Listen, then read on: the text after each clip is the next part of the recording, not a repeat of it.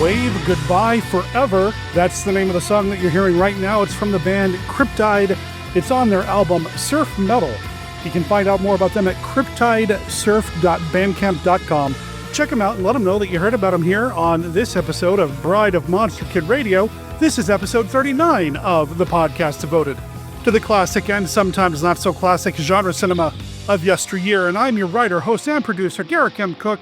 And I'm thrilled to bring you yet another episode doing what we do here, talking about the classic monster movies that we love so much. And this week, we're going to take a look at a movie that I know I've talked about in the past. It's been a while, though, and it's one that Beth has never seen. It's 1959's The Wasp Woman. We got some classic Roger Corman action going down this week on the show. Beth and I are going to sit down, watch it, talk about it, and even kind of just spitball an idea for an upcoming episode of Bride of Monster Kid Radio. It's a fun conversation. I had fun watching the movie. I love watching movies with my beautiful Beth. It's so much fun to share these movies with her.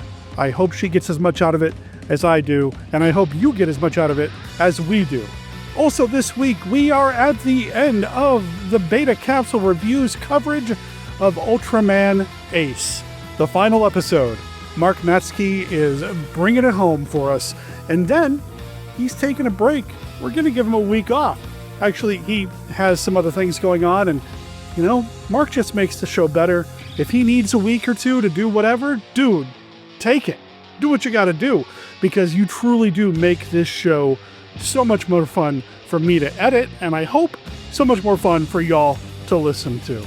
Before we get into the rest of this episode, as I've been doing for the past several weeks now, I want to remind everybody that Beth and I are going to be at the third annual Gathering of the Ghouls. You can find out more about that at gatheringoftheghouls.com. It's happening in Chandler, Arizona at the Rawhide Event Center, September 20th and 21st. This is the annual convention put together by Terror Trader, which is a cool horror store that it's been a while since I've been at, so I probably should make another trip down there. Anyway, Gathering of the Ghouls. It's going to be a lot of fun. Beth and I are going to be going. We have media passes, so we're going to be running around like mad with my portable recorder, and I should probably pick up some more SD cards, actually. We almost had a disaster this afternoon when we sat down to record about Wasp Woman because I thought I'd lost my SD card, and somehow in the move from the Pacific Northwest to the American Southwest, I've lost every single SD card but one. So anyway, we're going to be running around Gathering of the Ghouls and having a good time. So make sure you check out gatheringoftheghouls.com. Also, and we don't have official media passes to this, but come on, man, this is just going to be cool. Ray Harryhausen Miniature Models of the Silver Screen, an event happening in Tucson, Arizona at the Mini Time Machine Museum of Miniatures. This is an event that is happening September 30th through May 3rd of next year. So you want to go down and check that out. Also at The Loft, which is a really cool movie theater in Tucson, Arizona, on October 4th, the afternoon, they're showing Jason and the Argonauts. And Beth and I and at least one other Monster Kid irregular are going to be there for this screening because, well, I mean, it's Jason and the Argonauts. See it on the big screen? I've never seen it on the big screen. So this is going to be a real treat for me. Plus, there's a Q&A with Vanessa Harryhausen, the daughter of Ray Harryhausen. Dude, this is going to be really cool. So go check that out as well. There's also links to this and Gathering of the Ghouls in the show notes at monsterkidradio.net. All right, let's get on to the rest of the episode. Beth is ready to discuss The Wasp Woman, but that's happening after the Beta Capsule review, and that's happening right after this.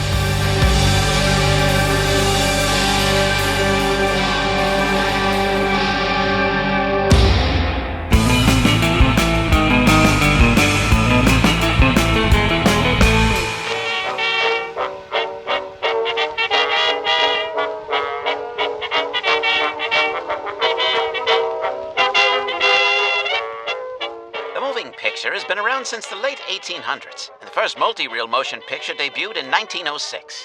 Since that time, millions of movies have been made, and unfortunately, just as many have been lost. Many of the surviving early films are in what's called the public domain, meaning their copyrights have expired due to time, neglect, and on a rare occasion, error. On Orphaned Entertainment, Christopher and Lydia review and discuss these public domain works to do their small part in bringing awareness to these nearly forgotten films. Join them as they discover the foundations of modern cinema. Visit orphanedentertainment.com to learn more, or find the show wherever you listen to podcasts. They live by night. They hide in the dark and rise from the shadows. They can never feel the warmth of living human blood in their veins.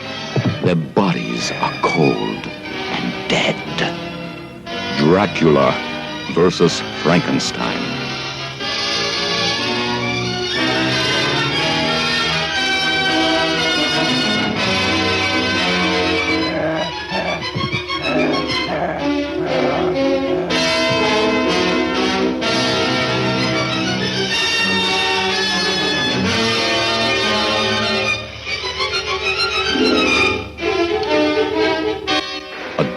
Who serves the dead. A dead man who controls the doctor and the living creature horribly created from the mangled corpses of their victims. Dracula versus Frankenstein.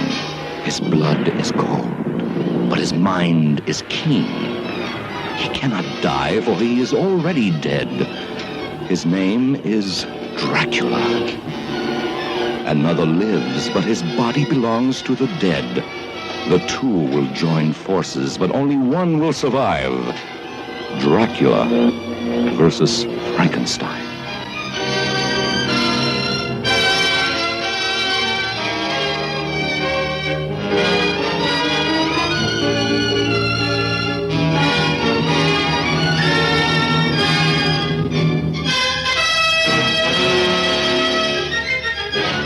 Oakmoor Cemetery is a cold, lifeless place to visit at night. Unless you're already dead, and your name is Dracula.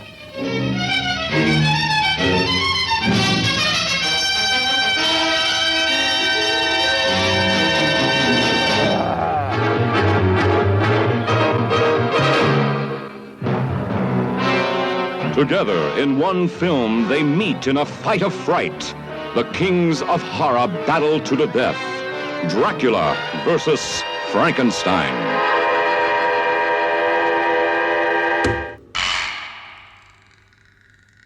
Live from the Land of Light in Nebula M78, home of the mighty Ultra Heroes, it's Monster Kid Radio's Beta Capsule Review.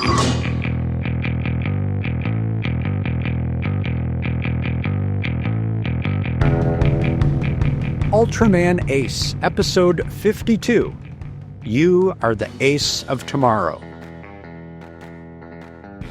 After one UFO shoots another down, TAC investigates the crash site. They recover an alien child who unfortunately was being bullied by kids wearing Ultraman masks, prompting Hokuto to reprimand them, saying that all the Ultra Brothers side with the weak. The alien is identified as Simon, and no sooner does TAC take him under their wing than he senses danger, which arrives in the form of terrible monster Jumbo King, an amalgam of Ace's former foes. The mega monster destroys the TAC Panther and wounds Hokuto and Simon, but they're taken in by the boys who earlier were bullying the alien. Jumbo King demands that Simon be handed over, but the boys refuse, vowing to protect the alien instead. The terrible monster begins a devastating rampage and disappears, vowing to finish the job the next day. TAC regroups, and Captain Ryu discusses the use of an experimental weapon, the cell decomposition missile, to use against Jumbo King. Hokuto is ready to use the power of Ace, but a voice from the past reminds him that if he transforms in front of anyone, he will never be able to take human form again. You Are the Ace of Tomorrow premiered March 30th, 1973. And it's an appropriate and surprisingly emotional send-off to a series that excelled in exploring the link between children and Ultra Heroes. In the universe of Ultraman Ace, the former Ultra Heroes are remembered and emulated by kids. There are values that the Ultras and their human hosts want to foster in children, and some, like series semi-regular Dan Umezu, can be honored with the title of Ultra Brother. Ace makes it very clear that the point is never just to kill a monster or alien, but that those who look up to the Ultras are participating in something positive, highlighting ideals like teamwork, perseverance, and compassion. And Hokuto's final heroic choice, along with the intervention of former Ace partner Yuko Minami, brings the story to an inspiring end. For Monster Kid Radio's Beta Capsule Review, this is Mark Matzke reporting.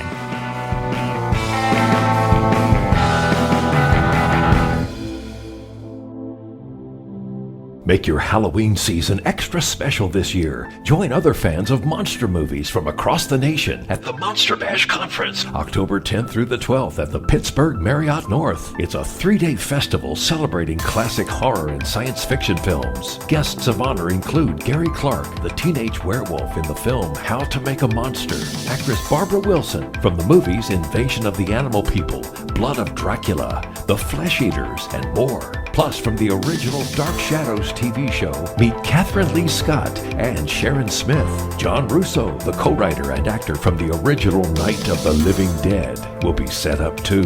TV producer Bill Diamond will be shooting footage for his documentary series on monster book and magazine cover artist Basil Gogos, and have a great display of original art. Get autographs and enjoy a 3-day film festival and special events. Explore over 100 vendor tables with vintage monster toys, comic books, monster magazines, Blu-rays, DVDs, monster t-shirts, model kits, original movie posters. The Marriott will be bursting at the seams with cool stuff from our childhood. Admission can be purchased for $25 a day at the door or $60 for all 3 days. You can save more by ordering your 3-day admission in advance at monsterbash.us. That's monsterbash.us. Monster Bash, the conference and expo, October 10th through the 12th, 2025 at the Pittsburgh Marriott North. If you want to stay, ask for the special Monster Bash rate at the Marriott.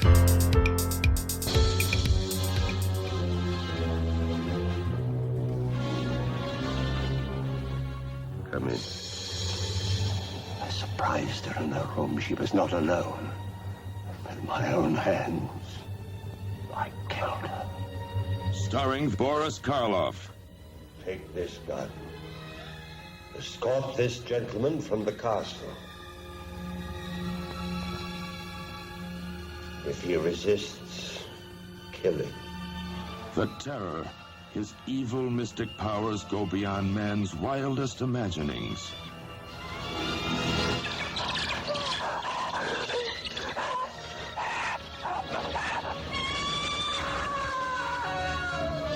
The Terror, empowered to avenge, to reward, to transform. I do love you. Is she a blood and flesh beauty a man can enjoy? I am possessed of the dead.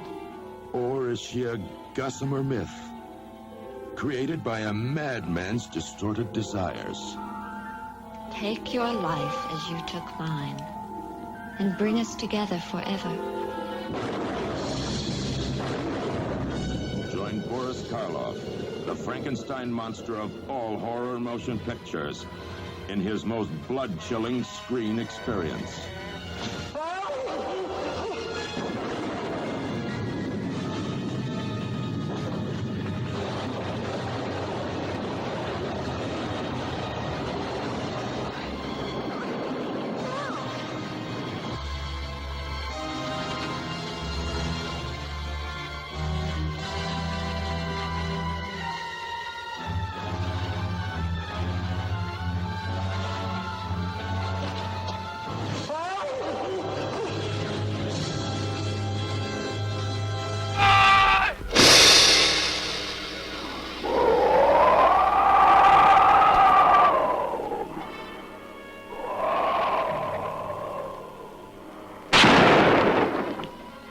great trail with 4 men and a girl to the territory of the killer beast.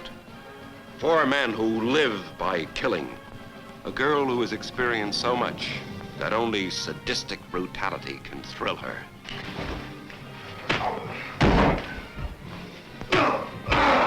Vicious and violent men, attempting the most daring of daylight robberies, enjoying midnight revelries, until one orgy turns into a nightmare of terror.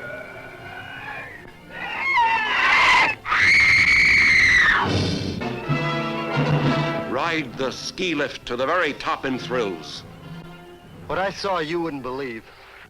Watch men who deal in death meet and fight the invincible beast from Haunted Cave.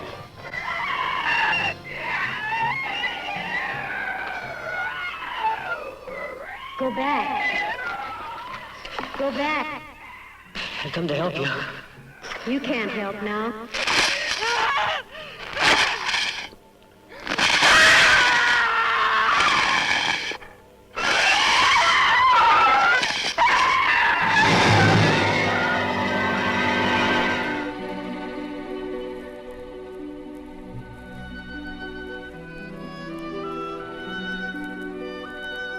This is Count Vlad, but you may recognize me by my more familiar name, Count Dracula, and I'm here to offer you a friendly warning. Derek and his guests often get excited, and occasionally this results in revealing key plot points of the movies they're discussing. In your parlance, you might call these revelations spoilers. You know how the children of the night, monster kids, can get sometimes. So consider yourself warned, and don't come begging to me to kill them for their transgressions afterward. I have more pressing issues to take care of, like that pesky Van Helsing. I know we've talked about the Wasp Woman on Monster Kid Radio before, and I think the last time I watched The Wasp Woman was for that episode, so it's been a long time, but it's something that I think about when I think about Roger Corman's films. It's a fascinating little movie that's got some really interesting little messages in it, and I wanted to run it by Beth and see what she thought of it. This was the first time you've seen it, I assume. Yes, it was. And what a fun little movie. Fun. Yeah. I don't know, when we first started it, you're like, okay, I don't need this because of all the bees. There's a lot of bees. Like, if you're afraid of bees, this might not be the one for you. I know that we put a spoiler warning on this, and we are going to spoil the movie, but there are some triggering things in here. Like bees. And something terrible happens to a cat, just so people know. Yeah. So we'll put that out there. When it comes to Roger Corman, what do you know about him? Not much. So he was a low-budget movie maker. Okay. He saw the money that was in the movies and built his career around making as much money as possible by spending as little money as possible on the movies. Okay. Very efficient filmmaker. Sure. He directed and produced. His brother Gene also produced. He actually has a cameo on this. Both of them do. But Roger plays a doctor in this. Uh-huh. He is known as kind of like the guy that gave a lot of people their start. Okay. Francis Ford Coppola. Uh-huh. Ron Howard.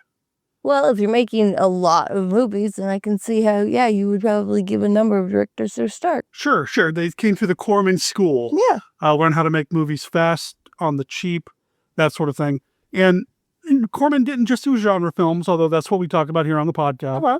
But he did a lot of stuff. Westerns, dramas. Machine Gun Kelly is one that I really like. Oh, okay. But he was really involved in a lot of, just a lot of different types of movies and would maybe spend a week making them. Oh, wow. And because of that, he kind of built this circle of people around him that would appear in a lot of his movies. Okay. That makes sense. Dick Miller was somebody that was in a lot of his movies. Jack Nicholson was in a couple of his movies. Okay. That sort of thing.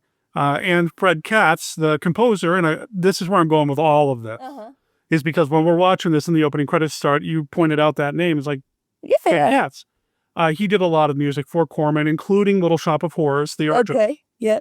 So it definitely has a style. The Corman camp has a feel, a vibe. You can tell when you're watching a Corman film.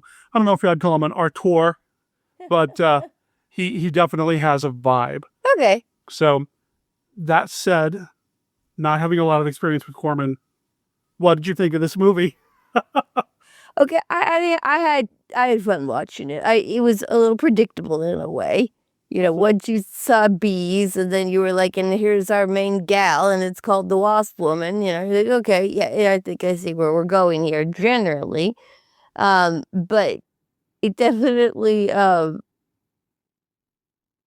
of plays to a lot of those old movie stereotypes. Definitely a few things where I was like, ooh, that wouldn't work in this day and age. But what do you mean?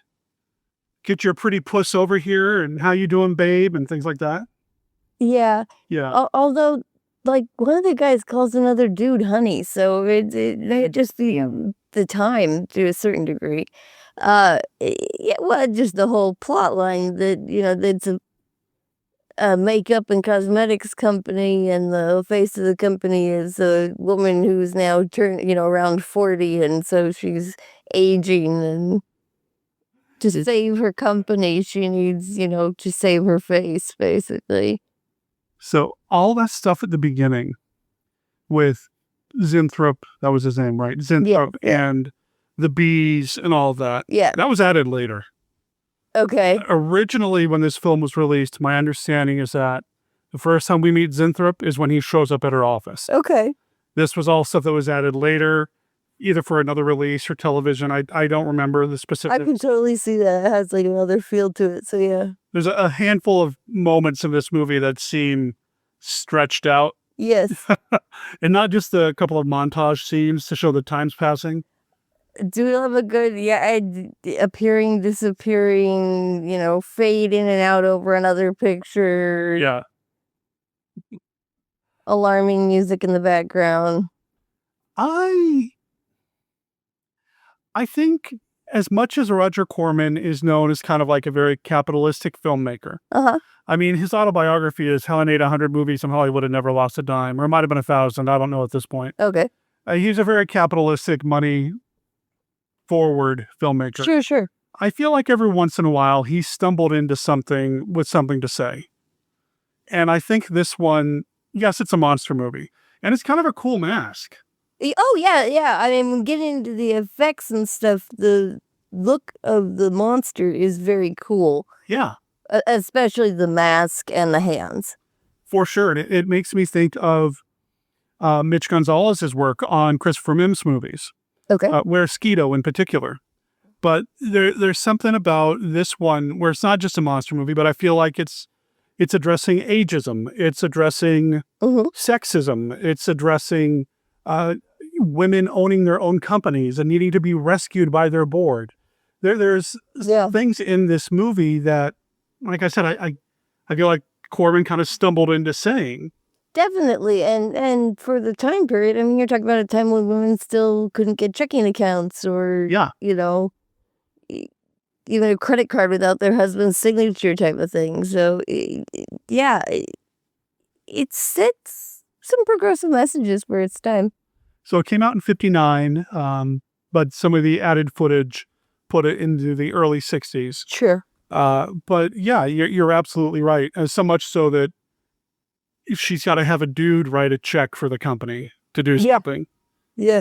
And there's these messages or these themes in here that I think elevates this one above a lot of the other movies that he's made of this era, of this vintage.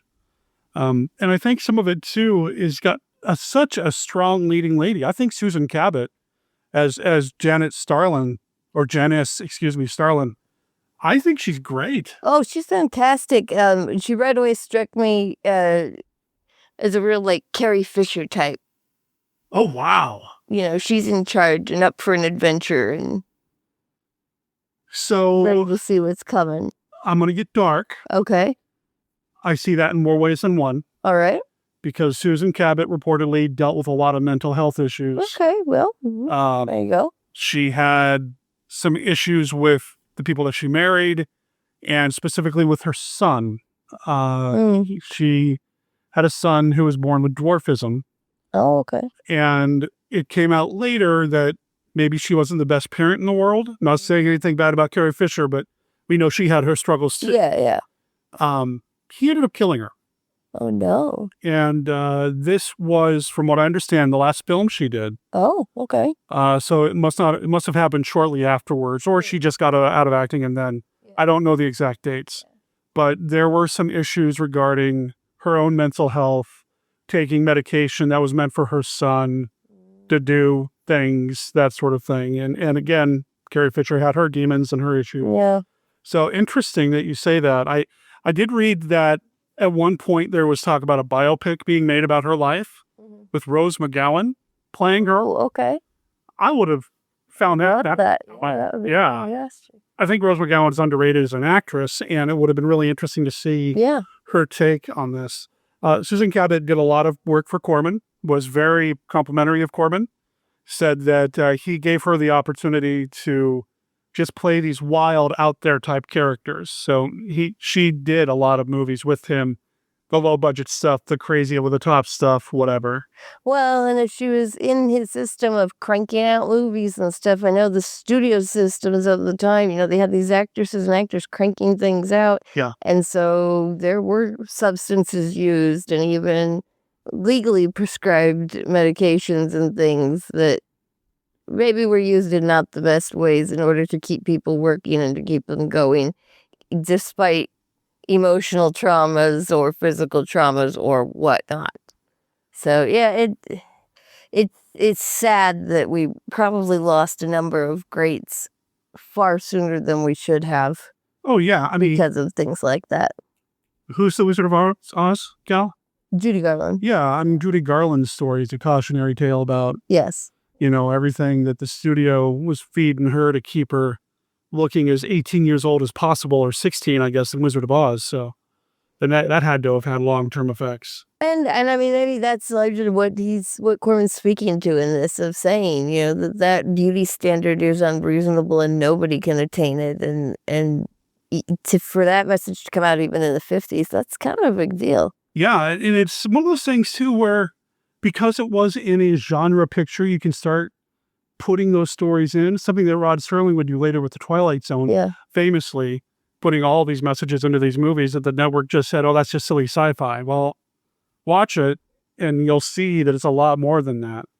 So I don't know if Corman sat down and said, I want to make a movie that talks about the beauty standards and how it's unfair for women versus men or whatever, but it's there. And I really respect this movie for that. And I think Susan Cabot does a really fine job. I worry that some of the effect of her being older, becoming younger, is lost now that we have relatively decent transfers of this movie. Oh, okay. Because you can tell she's wearing her hair a particular way, might even be a wig. You can tell that like some of the early aging is done with makeup over actual aging, or that, maybe there's a wig that's not as good for earlier scenes, though we wear a much younger looking wig that's a better quality later. So there's a little of that playing into it. But, that's part of that. How do you make these effects on a budget? How do you do this, on cheap? And we even see things like the clothing she's wearing in the earlier scenes is more matronly, and then after she takes the serum, she starts wearing younger styles of clothing. I don't know if you caught that. Yeah, she's a little frumpier at the beginning. She's a little frumpier. She's got higher necks. Then later on, we've got like V-necks and things, and we're showing more skin in places, and so there's definitely different things they're doing to turn the guinea pig into a rat, if you will. Let's talk about that, because that almost took you out of the movie at the very beginning. That was, So, Doctor... That's some serum. I think he's called Doctor at the beginning of the movie, with the stuff that was shot out later and added in. And then later on, he's just Mr. Zenthrop. Yeah. Dr. Zenthrop, when he's showing his supervisor what he can do to the dogs and make them younger. Yeah, he's got like a a Great Dane and a wiener dog. Yeah, and a dachshund. And I'm not saying that they don't come from the same like group originally, but you didn't make a Great Dane into a wiener dog. That's not how that works. You did not make a snake into a Gila monster or a parrot into a finch. Or a guinea pig into a mouse. Or a guinea pig into a rat. That's just not how any of this works. You know, they did a... But they didn't know anything about DNA and stuff back then, so... You sure? Yeah, because my mom did a big project on it. It was like a brand new thing in the 60s when she was in school, and she did a big project on it, so... Yeah. I think the average person at least had no clue about DNA or anything like that. So, they're just kind of going with what they thought. Yeah. And in a way, sometimes that's fun, more fun, so. Yeah, I mean, we know what they were going for. Yeah.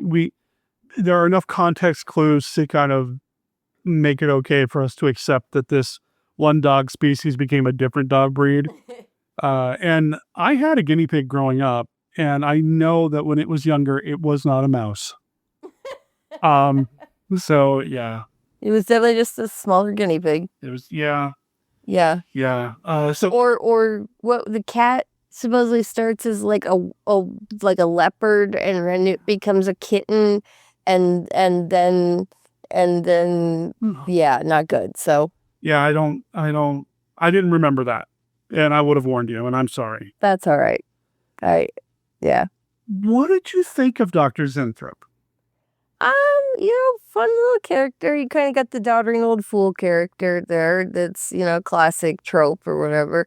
But yet he's wise. So it's kind of that Merlin-y. He can do the magic, but also he maybe doesn't always make the best choices on who he's giving the magic to. I thought his sudden portrayal to or shift as if he was suddenly somebody who had just seen too much after the cat episode, and he goes wandering into traffic. It seems sudden. It seemed sudden, but it seemed... I bought his portrayal. His commitment to that, I've gone too far. Yeah. I loved. I don't know if I've there was clicked enough. The tipping point. Yeah, there wasn't enough. There should have been like more of a breakdown or something. Yeah. But I did like that. He's done a number of genre films and other things. And when he's appearing in the beginning of the movie and you start making comments about, yep, that's the mad scientist. Yep, that's the guy. Yeah. I just kept thinking to myself that ageism is the leading cause to mad scientists. I see, Bela Lugosi gets swindled out of his company in The Devil Bat, and now he goes mad scientist, Or, yeah, that's true. So I'm thinking that and try to figure out. Don't make me go freelance. You won't like me when I'm freelance. Try to figure that's good too. I'm trying to figure out how to put this ageism mad scientist thing onto a t-shirt. I'm going to do that yet, but I want to. But I liked him a lot. The board, I mean, they were okay. Some of them were just kind of like cardboard characters. Yeah. They filled their places. Yeah. I liked the private investigator. Okay, what did you like about him? I don't know. He just seemed like exactly like a central casting private investigator, Paul from Perry Mason. Just perfect. I wish he would have helped them figure out that there was a monster attacking everyone. That might have been useful. But yeah, no, I liked him. I agree the board was a little cookie cutter at times. I liked Lane, who was kind of like our young love interest of Mary. Okay, yes, yeah. I liked Lane. So that's Anthony Isley. He's billed as something else in this, but he's in one of my favorite movies of all time, Dracula versus Frankenstein. Oh, okay. Now I have an excuse to play that trailer in this episode. You would have already heard it by now, folks. Which I still need to show you at some point. Okay. Yeah. Anyway, I liked him, and I liked Mary too. Barbara Morris, who also did a number of movies with Corman and worked with Susan Cabot in some of those movies. I liked Mary's character. I didn't like that they had her stealing and snitching on her boss. I felt like there could have been a different way to write that in. Like, they could have gotten that info in a different way, especially if they're willing to break open drawers and stuff. Like, why have her do it then? Just go steal it. It lessened her character a little bit to make her do that, or it made her play into that system of women on women crime. And I don't like that. Yeah. No girl on girl crime. And we did have some of that kind of snarky women versus women stuff with the other two secretaries. Well, with the other secretary coming in to chat with Mary, and they were kind of being a little backbitey, and bitter and stuff. And no, we don't need that. Let's lift each other up. We're in a presumably millionaire women's company, and you're the secretary, the head of the whole company who, made it when she was 23. Don't be like that.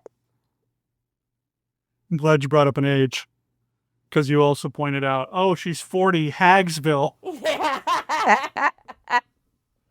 Or in her very early 40s. Like I said, I was feeling that one a little hard. Oh, yeah. But it's a fun little flick. It's a great little flick. It's fun. I like the... I'd love to have the mask and gloves to use in a haunted house. They would be so good in the dark. They'd be perfect. The one thing I wish with Wasp Woman, the character, is I either wish they would have left her clothing on her, not just gone to the all black. That was a weird switch back and forth. Okay. Or done something with the body. But to take away the romper or the dress she was wearing and then just put all black instead, it took me out of it a little bit. I don't know who was responsible for the mask. I know makeup on the movie was done by Grant Keat, but when you look at his filmography, he didn't do a lot of other monster movies and such, so I don't know. And I really think this might have been like a mask that was fixed to her face, because it didn't have a lot of movement in the mask. Right. So I wouldn't be surprised if that was part of the props department or, came through another department or something outsourced. But it just, it didn't go all the way down the neck. Right. So you had the skin, the very dark mask, the very dark shirt, the very light skin in between. Little things like that, a little bit more time could have made it that much better.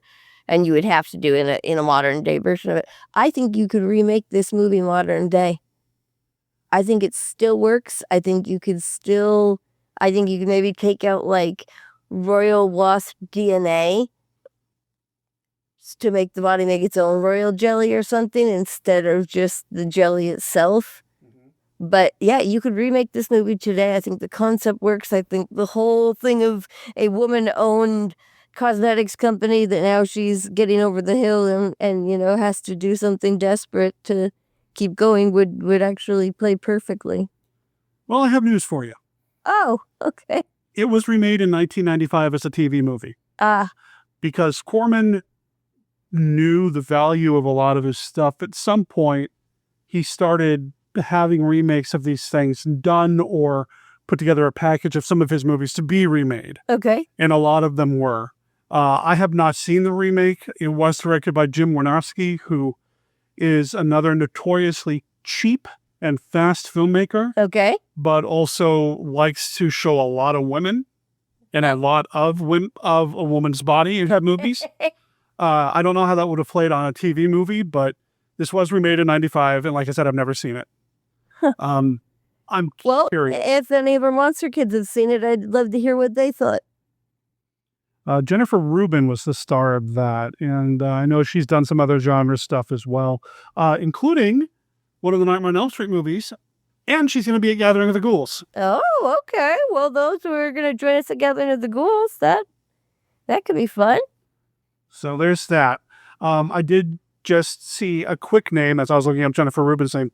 Daniel Haller did the art direction on this. Mm-hmm. So what did you think of the art direction? Specifically, I'm talking about his lab setup and some of the other things. Oh, his lab felt very classic labby with all the beakers and bottles and potions and things like that. I really enjoyed in her offices, I enjoyed things like the sconces. I thought using the slider doors on the offices as well as the elevators was a weird choice. Yeah, obviously fake elevators. It devalued the elevator. Yeah. To do that on the regular door. If you could have just done a regular door, it would have been fine. And that happens in a lot of old movies, whether it's a Corman flick or a prestige picture, you fake the elevators, and that's fine. But I'm saying, if you hadn't done the sliding door on her office, you would have gotten away with what you did on the elevator. Gotcha. But because the office looked cheap and then it was the exact same effect on the elevator, there was no difference. Okay. It felt like someone that had talked to the people that were going to make Star Trek, but didn't really know how they were doing it. As someone who's had to make sliding panels and mysterious doors and bookcases that move on stage before, and it's really a big pain in the butt to do if you've ever directed a stage play, you'll know that it's not as easy as it would look. True. So I bring up Daniel Haller because he is the guy who, before the modern era, going back to the 80s, I suppose, of Lovecraftian cinema, he was the guy. Okay. He directed Die Monster Die, he directed The Dunwich Horror, and he was involved in The Haunted Palace, which was Corman's take on a Lovecraft story. In fact, I believe it's the first Lovecraft adaptation starring Vincent Price and Lon Chaney Jr., and it's phenomenal. And Daniel Haller was the guy. So for whatever reason, Haller ended up getting Lovecrafted. So when I see his name pop up in something, then I start going, okay, how Lovecraftian is this? I don't know if the lab is, Dr. Herbert West level of lab, but no, because it looks cool. It does still have that late 50s, early 60s vibe to it, kind of. But I feel like The Mask has that Lovecraftian horror. You think so? Yeah. It's real gritty and horror-y. It's not at all smoothed out. In fact, it almost has a little bit of a back quality to it. Okay. I don't know if I get a lot of cosmic horror off this, but you could certainly push it in that direction. Think about it. If you put the right spacesuit or something on it, that could easily be an alien. Yeah. Which is why I said I feel like Mitch Gonzalez probably watched this one quite a bit every time he's putting something together for Chris Mim, or I guess Josh Kennedy now too, he does work for. Interesting. So when she gets her end in the end, yeah, how did you think of how they killed the monster? That was kind of, what? Cheap and cheesy. Like, what? I wanted to have a big explosion to go out in or something, napalm bomb, because you had to take care of the nest or something. Actually, I want a sequel where she bites a bunch of people and they become her worker bees, and then they all... Oh, okay. They all turn into bee people. And... So throwing acid at the Wasp Woman didn't do it for you? And then pushing her out the window? I mean, I'm generally against throwing acid at women's faces, but... Good point. Yeah, that could take a dark turn. Yeah. So that was supposed to be a breakaway bottle, and it was. But then they put a bunch of liquid in it, which made it so it wouldn't break away. Oh. So they really hit her in the face. Oh, God. Oh, she went through a lot. Man, she really put her face on the line for this film. Ooh. Yeah. Ooh. Yeah, you were making all sorts of fun little comments. That one sting a little bit too much? Yeah. And then they just push her out the window, and that's it. They're just buzz off, lady. Wow. Gotta get them all in here before the end. Yeah. Am I swarming you with bad jokes? Yeah. I don't know. I guess for me, for a monster, I want a bigger to do at the end. But this is a Corman film, so they don't have the money for the bigger to do. Yeah. My least favorite monster death scene in the Monster Squad is when they just shoot the Gill Man. Yeah, that's kind of sad and dumb. Yeah. Anticlimactic. You got to have silver bullets for the Wolfman and a cross for a vampire. Yeah, I feel like you shouldn't be able to kill the monster the way you can kill a regular person. Right. At least in this, and I know this was stuff that was shot later. Yeah. But I wonder if they were to go and redo it, or they had the foresight that they were going to do this later. You smoke. Because at the very beginning of the movie, there's all this, the guy's flicking smoke around left and right, pumping it into the air. And they do that because the smoke makes the bees lethargic, right? So when you fight the I Wasp Woman. agree. I would have used smoke, subdued her, put her in a cage, and now you have a sequel when she gets out. And there would have been plenty of smoke because, boy, everybody's smoking. And oh my gosh, yes, Mr. Pipe.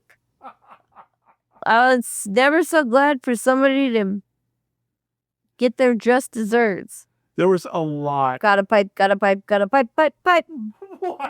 Like the pipe is half his character. Well, so much so that when he finds his pipe sitting... They're like, his pipe, he'd sooner leave without his pants. Which is apparently something people said back then. Yeah.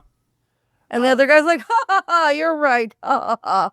Lots of smoke. Lots of smoking in the lab. That's what... Well, I know. See, even our main character, she's like, I need to look younger. I don't want wrinkles. Puff, puff, puff on Harry Winston.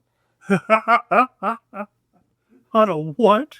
Like a cigar. Okay. But Ava's board me and she's like, I have a terrible headache. They've all got ashtrays. I'm like, I can't imagine why. Menthols. Yeah. It's a different time. A different time, and you see it in a lot of these movies, and it is what it is. But at least in a lab, I would have thought. No. Oh, I know. He's got the pipe in the lab with all the chemicals, and I'm like, oh my God, you're gonna make an explosion. We're all gonna be Wasp Women in a minute. Well, and you're trying to be sneaky. You don't want to be caught, but you're gonna go in there with a pipe. You're gonna leave ashes somewhere. You're gonna leave something behind, right? Do you think maybe the formula... I did have one thought about why the formula went wrong with her. Okay. Well, it didn't seem like when he was doing his experiments, he was using adult animals, but he wasn't using animals that seemed particularly elderly in any way. Okay. And then he went and grabbed a woman who was probably at minimum perimenopausal, which is a whole different thing, and then injected her with like young... fertile women I'm just saying there's a whole... This is why we need more research in women's health care where women are actually studied for things and we don't just rely on the testing that was done for 40, 50, 80 years on men to have health outcomes for women, because you get Wasp Woman. This is what you get. Health care for women. Avoid Wasp Women. Yeah. Okay. Don't get stung. Don't get stung. Did you get stung with this movie? Or was it a buzzworthy, I got nothing? Was it a honey of a picture for you? I'd say I was a little sweet on it, sure. Okay. But no, I really enjoyed Wasp Woman. It was a fun little watch. You know, if you need something while you're having your pizza night or something to turn on, or a starter movie, this would be a great, starter movie if you're going to do a whole night of movies. Yeah, I mean, it's short enough, too. It's short enough. It's a good place to start. Little palate cleanser, get you going, get you in the mood for something a little more intense. Yeah.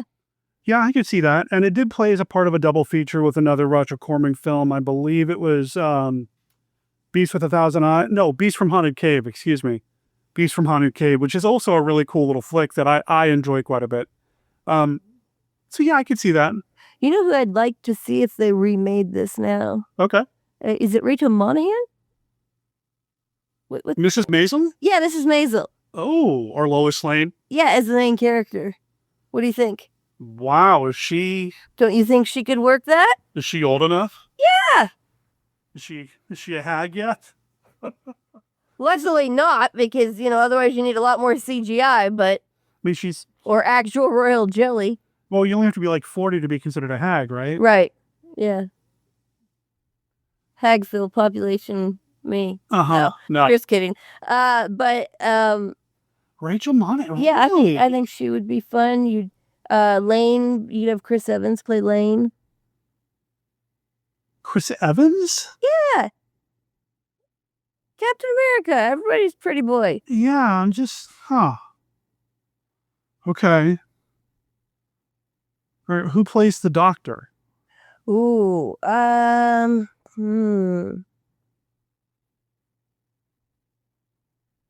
That one's tough. That one's tough. I don't know if you go quite as old as they went. I think I might go slightly younger and go with an aged up Patton Oswalt. Okay, of the three that you've mentioned so far, I think we have more of a shot of casting Patton Oswalt than the other two, just because he's kind of sort of one of us. Yeah. Big old. What about us? What about... Man, I started doing that at work the other day.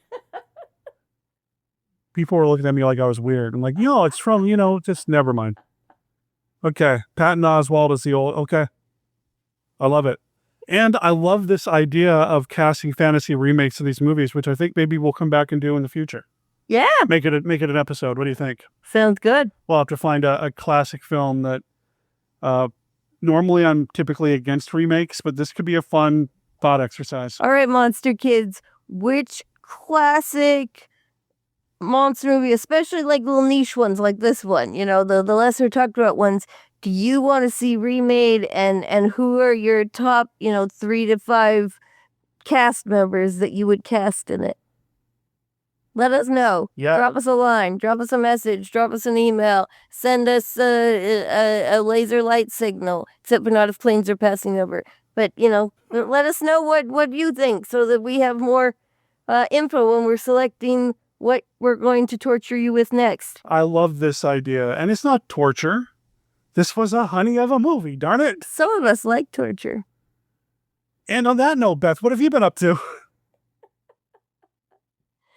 You've not been on the show in a while. Yeah, just sweating through the horrific Arizona hellscape that is summer, and getting ready for the school year and stuff. And yeah, just really having a great time. We've got spooky season coming up. It is officially October now. So it is getting closer and closer to the most magical time of the year. And we're not really planning on working on any haunts this year. No, not in a large scale capacity, at least. So we're going to have time this year to actually enjoy more of the Halloween and fall festivities, which is going to be great. And we'll report back on all the fun things we're going to be doing. And maybe we'll see some of you out there. We're talking about maybe reviewing more. Definitely. Like we did a couple of years ago. And that's definitely something that we want to do. So stay tuned to this podcast, the Monster Kid Radio YouTube channel. And I swear I really want to dust off the Team Death YouTube channel. It's just we've not been in a place to do it yet. But if we start reviewing haunted houses, I think that's where it's going to end up, is on Team Death's YouTube channel. Yeah. So got that coming up. And we've got a couple of other things that we want to do in the future. We've got some shirts that we're going to be putting out, some new designs that we're working on, and just a lot of upcoming stuff that I know Beth and I are really eager to start moving forward on. We've been in Arizona long enough. We've got our bearings kind of. Now let's get back to the business of being monster kids. Let's do it.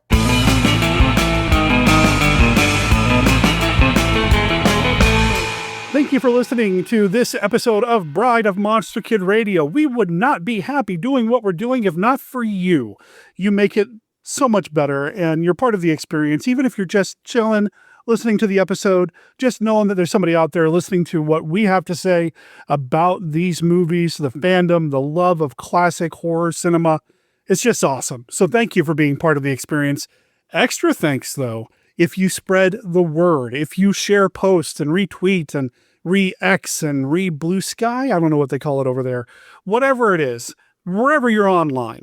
Please help spread the word about Bride of Monster Kid Radio. I'd actually like to, maybe in 2026, come up with some sort of official cyber street team kind of thing where we've got people out there promoting the podcast and helping to spread the word, because really, the more Monster Kids, the merrier. On top of that, the more action we get online, the more we're able to do for you, the listeners of Bride of Monster Kid Radio. For example, that media pass that I was talking about earlier with Gathering of the Ghouls, probably wouldn't have gotten that if not for the fact that, well, we've got a lot of you following us on Facebook, and we appreciate that. Speaking of which, you can find links to our Facebook, our X, and everything else over at monsterkidradio.net.